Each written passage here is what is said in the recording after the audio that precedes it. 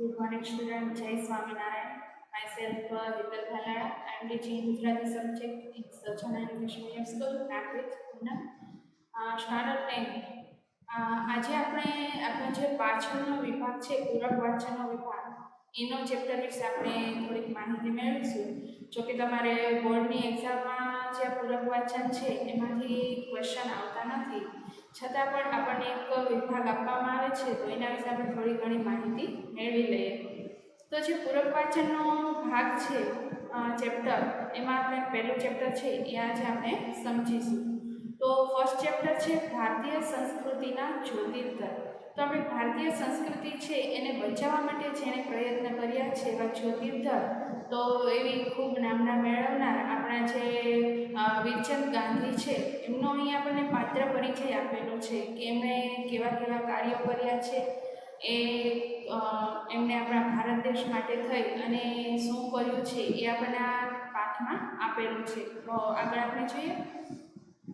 એમના લેખક છે કુમારપાળ દેસાઈ.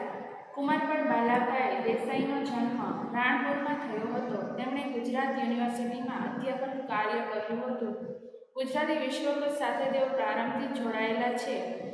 ચરિત્ર સાહિત્યમાં તેમનું મોટું પ્રદાન છે. તેમના નિબંધોમાં વિચાર બળકટ રીતે પ્રગટ થાય છે. ઝાકળભીના મોતી, જીવનનું અમૃત, માનવતાની મહે, ક્ષણનો સાક્ષાત્કાર એમના નોંધપાત્ર નિબંધ સંગ્રહો છે. તેઓ જૈન ધર્મના ઊંડા અભ્યાસી છે કે જૈન ધર્મ વિશે એમણે પુસ્તકો પણ લખ્યા છે અને ખાસ એવી બધી માહિતી પણ એમની પાસે છે. એક ક્ષેત્રમાં તેમણે ઘણું સંશોધન કરેલું છે. ગુજરાતી, હિન્દી અને અંગ્રેજીમાં તેમણે અનેક પુસ્તકો પણ આપેલા છે. ભારત સરકારના પદ્મશ્રી પુરસ્કારથી પણ તેમને સન્માનિત થયા છે. તેમને એવોર્ડ પણ મળેલો છે અને પદ્મશ્રી નો પુરસ્કાર પણ અપાયેલો છે. હવે આ ચરિત્ર નિબંધમાં ગુજરાતના પ્રેરણા પુરુષ વીરચંદ ગાંધીના ધર્મભાવના, સંસ્કૃતિ પ્રેમ અને દેશપ્રેમ આલેખાયેલા છે. તેમની ધર્મ પ્રત્યેની જે ભાવના છે, એનો આપણા સંસ્કૃતિ પ્રત્યેનો જે પ્રેમ છે અને દેશ પ્રત્યેનો જે પ્રેમ છે એ અહીં આપણને જોવા મળે છે. અમેરિકા ખાતે યોજાયેલ વિશ્વ ધર્મ પરિષદમાં હિન્દુ ધર્મના પ્રતિનિધિ તરીકે જેમ સ્વામી વિવેકાનંદ ગયા હતા, એમ જૈન ધર્મના પ્રતિનિધિ તરીકે વીરચંદ ગાંધી ગયા હતા. કે વિશ્વ ધર્મ હિન્દુ પરિષદ જ્યારે યોજવામાં આવી ત્યારે બધા જ દેશોમાંથી પોતપોતાના ધર્મના જે લોકો છે એ ગયા હતા.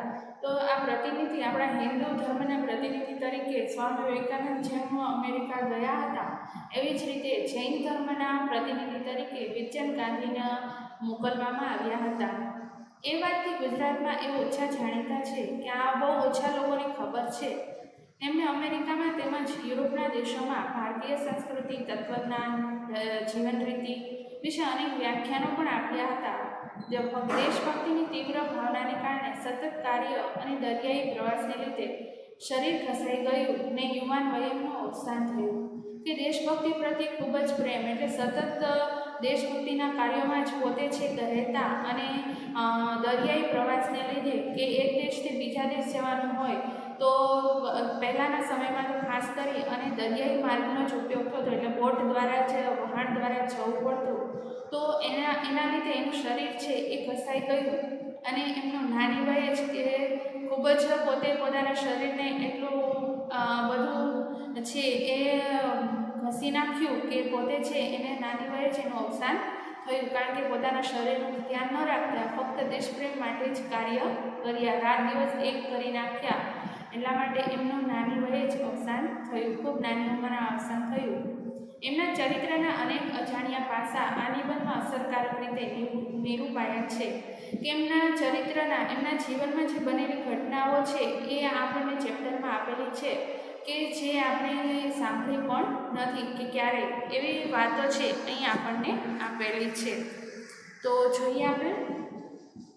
આપણો દેશ પરાધીનતાથી બેડીઓમાં જકડાયેલો હતો. આપણે બધા જાણીએ છીએ કે આઝાદી પહેલાં આપણે જે આ ભારત દેશ છે એ અંગ્રેજોનો ગુલામ હતો. ત્યારે દેશની સ્વાધીનતા અને ભારતીય પ્રજાના આત્મસન્માનને માટે વીરચંદ રાઘવજી ગાંધીએ દેશ વિદેશમાં મહત્ત્વનું કાર્ય કર્યું હતું.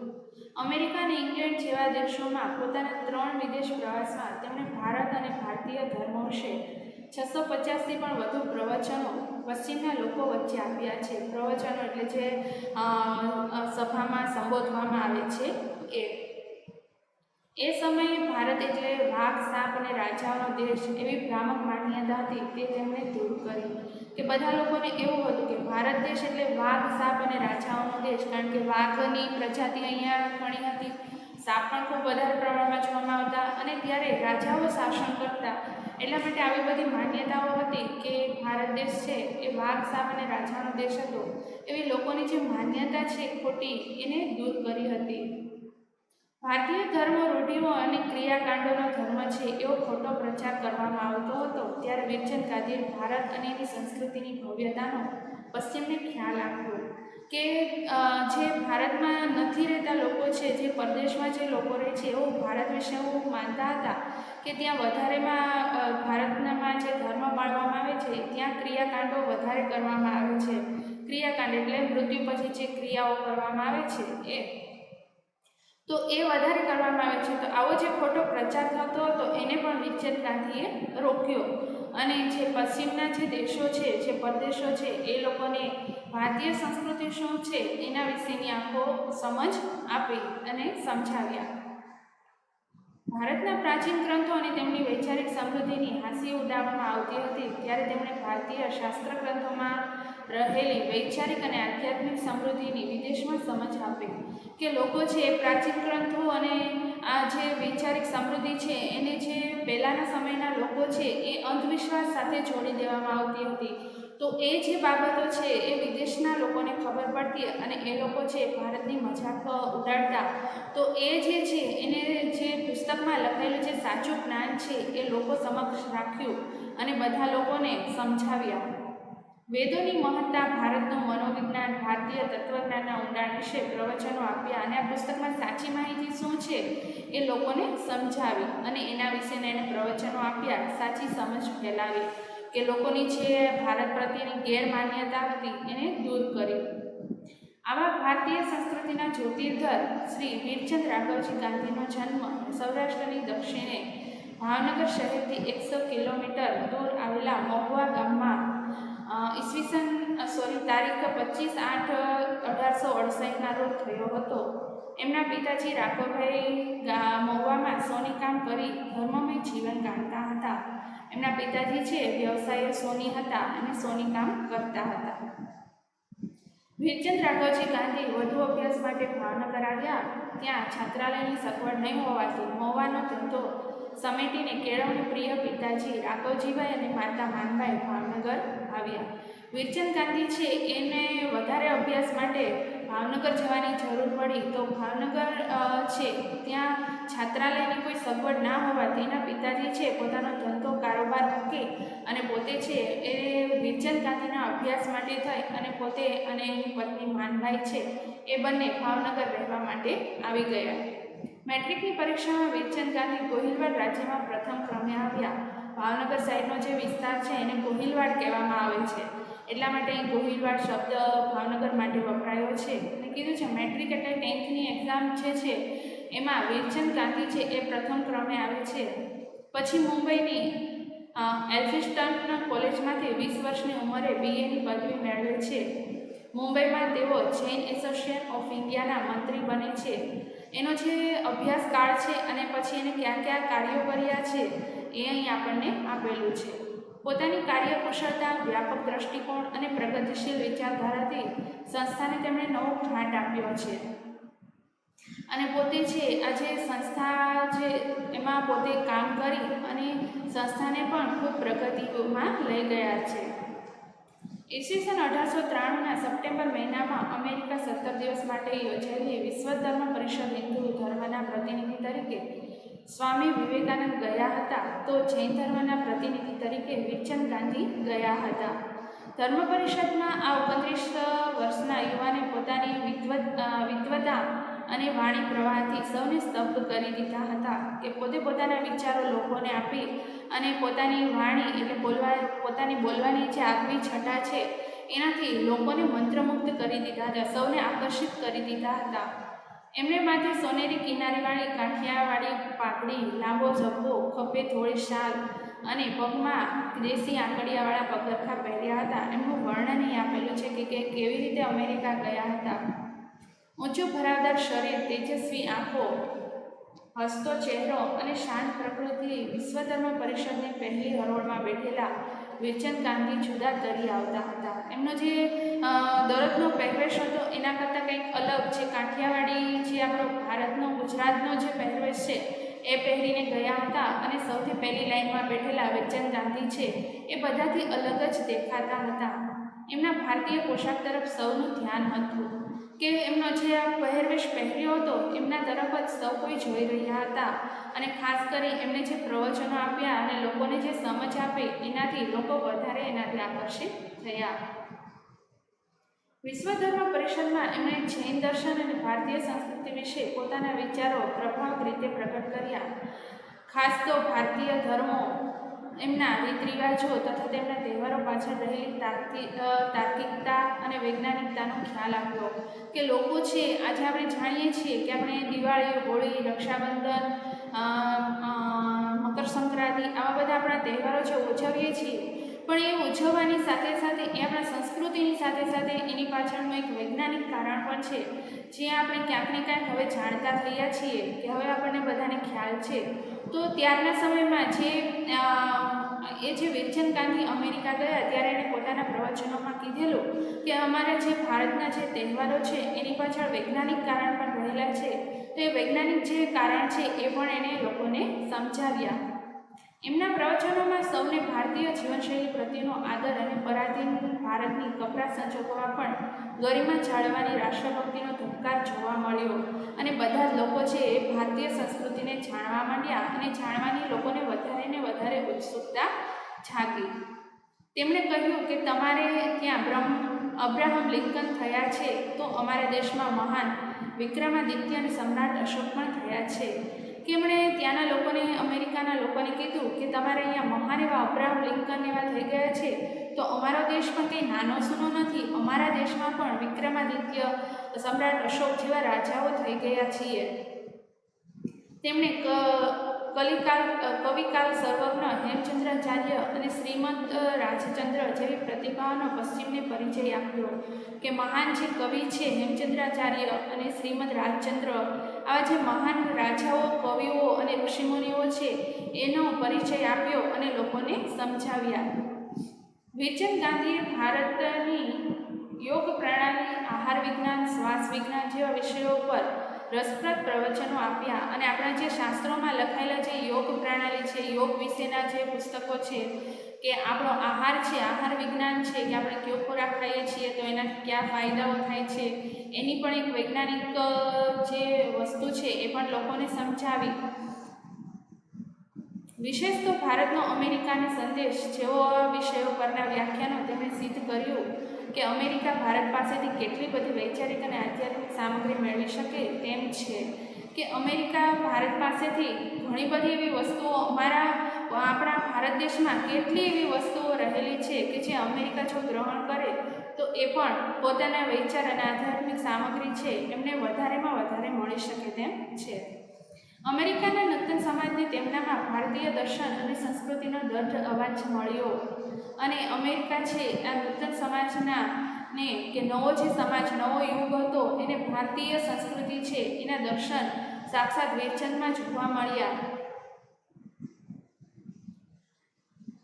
રેવરન્ડ એફ પેન્ટાકોસ્ટે વિશ્વ ધર્મ પરિષદમાં હિન્દુ મંદિરોની પૂજારણો ઉપર આક્ષેપો કર્યા ત્યારે વીરચંદ ગાંધીએ એનો ઐતિહાસિક પ્રમાણો સહિત પ્રતિવાદ કર્યો હતો કે જ્યારે હિન્દુ મંદિરો છે એની પૂજારણો ઉપર કે જ્યાં પૂજા કરતી સ્ત્રીઓ છે એના પર કેટલા આક્ષેપો કરવામાં આવ્યા હતા ખોટી રીતે, પણ વીરચંદ ગાંધીએ ઐતિહાસિક પુરાવાઓ આપી અને એની સામે પડકાર કર્યો હતો અને એ લોકોને બચાવ્યા હતા. અમેરિકાના જુદા જુદા નગરોમાં તેમણે વિદેશોની ભારતની મહત્તાનો ખ્યાલ આપ્યો હતો. છેક 1893માં એમણે કહ્યું કે ભારત સ્વતંત્ર થશે ત્યારે તે કોઈ પણ દેશ ઉપર હિંસક માર્ગે આક્રમણ નહીં કરે. વોશિંગ્ટનમાં તેમણે ગાંધી ફિલોસોફી સોસાયટીની સ્થાપના કરી અને એના દ્વારા ભારતીય શાકાહાર અને ભારતીય ધર્મ પ્રણાલીમાં વિદેશીઓને રસ લેતા કર્યા અને ત્યાં વિદેશના લોકોને એવા પ્રવચનો આપ્યા કે ત્યાંના લોકો છે એ ભારતીય સંસ્કૃતિ અને ભારતીયતા વિશે, ભારતીય શાકાહાર જે છે ખોરાક છે, શાકાહારી ખોરાક, એના પ્રત્યે લોકો છે એ આકર્ષાયા અને બધા લોકો છે, ઘણા ખરા લોકોએ છે એ શાકાહારી ભોજન અપનાવ્યું. મહાત્મા ગાંધીજી સાથે પણ વીરચંદ ગાંધી મુંબઈની ઓરડીમાં રહ્યા હતા અને બંને ખોરાક અંગેના પ્રયોગો પણ કરતા હતા. બંને સાથે મળી અને કંઈક કેટલી ખોરાક પણ બનાવતા હતા.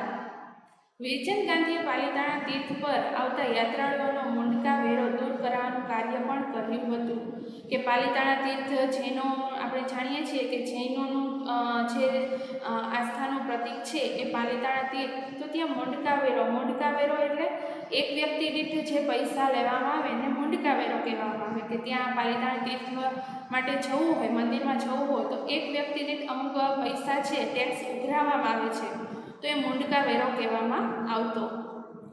સમેત શિખર તીર્થમાં બેડમ સાહેબ નામના અંગ્રેજોએ ડુક્કરોની ચરબી કાઢવાનું કારખાનું નાખ્યું. ત્યારે તે દૂર કરવા માટે વીરચંદ ગાંધી 6 મહિના કોલકાતામાં રહ્યા હતા કે ડુક્કરો છે, ઊંટ છે, એની ચરબી કાઢવા માટે કારખાનું નાખવામાં આવ્યું.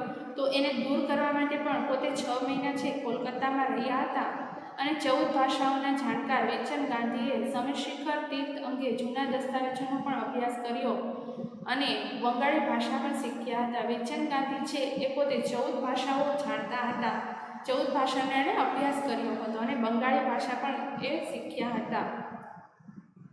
વીરચંદ ગાંધી અમેરિકા હતા ત્યારે ભારતમાં દુષ્કાળ પડ્યો. એ સમયે અમેરિકામાં સ્થપાયેલી દુષ્કાળ રાહત સમિતિના પ્રમુખ તરીકે તેમણે તાત્કાલિક સાન ફ્રાન્સિસ્કો શહેરથી મકાઈ ભરેલી સ્ટીમર કોલકાતા મોકલાવી હતી અને આશરે 40,000 રૂપિયાની સહાય ભારતના જુદા જુદા ભાગોમાં મોકલી હતી. કે દુષ્કાળ વખતે એમણે અમેરિકામાં સ્થપાયેલી દુષ્કાળ રાહત સમિતિ જે સંસ્થા સ્થાપી હતી તો એના પ્રમુખ હતા પોતે, અને એ પ્રમુખ તરીકે પોતે આજે અહીંયા આપેલું છે સાન ફ્રાન્સિસ્કો શહેર, એમાં પોતે છે એ મકાઈથી ભરેલી આખી સ્ટીમર મોકલાવી લોકોને ખાવા માટે, કારણ કે દુષ્કાળ હોવાથી લોકોને ખાવાનું ના મળતું, અને પોતે 40,000 રૂપિયાની સહાય પણ લોકોને કરેલી. ભારતના તેજસ્વી વિદ્યાર્થીઓને શિષ્યવૃત્તિ આપીને અમેરિકા અભ્યાસ કરવા માટે પણ તેમણે અમેરિકામાં એક સંસ્થા સ્થાપી હતી, જેથી ભારતના જે યુવાનો છે એને શિષ્યવૃત્તિ મળે અને ભારતના યુવાનો છે ત્યાં જાય અને અભ્યાસ કરી શકે. પોતે બેરિસ્ટર થયા હતા, બેરિસ્ટર મીન્સ વકીલ, પરંતુ વકીલાતનો અંગત વ્યવસાય કરવાને બદલે પોતાની નિપુણતા અને સમજનો ઉપયોગ ધર્મ, સમાજ અને રાષ્ટ્રને માટે કર્યો હતો. એ કાળે વિદેશ પ્રવાસ માટે વિમાન વ્યવહાર નહોતો, તેથી દરિયાઈ માર્ગે મહિનાઓ પસાર કરી અને વિદેશ પહોંચવું પડતું હતું. કે ત્યારે વિમાન વ્યવસ્થા એટલી બધી નહોતી, એટલા માટે થઈ અને દરિયાઈ માર્ગે જ પ્રવાસ કરવો પડતો હતો. તો જહાજમાં જ પોતે આ છે મહિનાઓ સુધી જહાજમાં રહેતા અને પોતે છે એક દેશથી બીજે દેશ ધર્મનો પ્રચાર કરવા માટે જતા હતા. એ માટે તેમણે અતિશ્રમ વેઠી અને વિદેશમાં ભારતીય સંસ્કૃતિની ગરિમા દર્શાવવાનો પ્રયાસ કર્યો હતો. એમના જીવનની પ્રત્યેક પળ આ કાર્ય માટે જ વપરાઈ ગઈ હતી. આપણે આગળ જોયું એવી રીતે કે વીરચંદ ગાંધી છે એ પોતે દેશ પ્રેમ માટે થઈ, સંસ્કૃતિના પ્રચાર માટે થઈ અને દિવસ રાત એક કરી દીધા હતા. તો એમાં જ પોતે પોતાનું જીવન છે એ વ્યતીત કરી દીધું. અતિ પ્રવૃત્તિ અને પરિશ્રમને કારણે તેમનું સ્વાસ્થ્ય કથળ્યું, કારણ કે રાત દિવસ પોતે છે ફક્ત કામ જ કર્યા કરતા, પોતાના શરીરનું ધ્યાન ન રાખતા, જેથી કરી અને એમનું સ્વાસ્થ્ય કથળ્યું, એની તબિયત બગડી અને 7/8/1901ના રોજ એમને 37 વર્ષની વયે અવસાન થયું. વીરચંદ ગાંધી જીવ્યા થોડું, પણ ભારતના મહેમાને ઉજાડવા જીવ્યા. તેમની સામાજિક પ્રવૃત્તિઓ અને ભારતીય દર્શનના અભ્યાસ અને શ્રદ્ધાને કારણે તેઓ ભારતને ગૌરવ અપાવી શક્યા. એમનું ધૂપસળી જેવું જીવન પછીની પેઢી માટે ખૂબ પ્રેરણારૂપ છે. ધૂપસળી જેવું એટલે જે બીજાને સુગંધ પોતે બળી અને બીજાને સુગંધ આપે છે, એવી રીતે અગરબત્તી મીન્સ ધૂપસળી. તો એવી જ રીતે વીરચંદ ગાંધી છે એ પોતે બળી અને બીજા લોકો માટે કામ કર્યા અને પોતાનું જીવન છે એ ફક્ત 37ની વયે જ એનું અવસાન થયું અને પોતાનું જીવન લોકો માટે જ સમર્પિત કરી દીધું. તો આ ખૂબ સરસ આપણો એવો વિરચંદ ગાંધી વિશેનો પાઠ છે. તો આપણને પણ વિરચંદ ગાંધી વિશે થોડી ઘણી એવી માહિતી મળી. આમના ક્વેશ્ચન આન્સર કે કંઈ પૂરક વાંચનના તમને એક્ઝામમાં પૂછાતા નથી, એટલા માટે ખાસ ડીપમાં આ પાઠ હું સમજાવતી નથી, પણ જોકે સમજાય છે એવું જ છે, કોઈ હાર્ડ વર્ડ નથી. અને જે હાર્ડ વર્ડ છે એનું એક્સપ્લેનેશન મેં કરેલું છે. તો તમને વિરચંદ ગાંધી વિશે સમજવાની મજા આવી હશે. તો good bye, take care, stay safe, stay home and જય સ્વામિનારાયણ.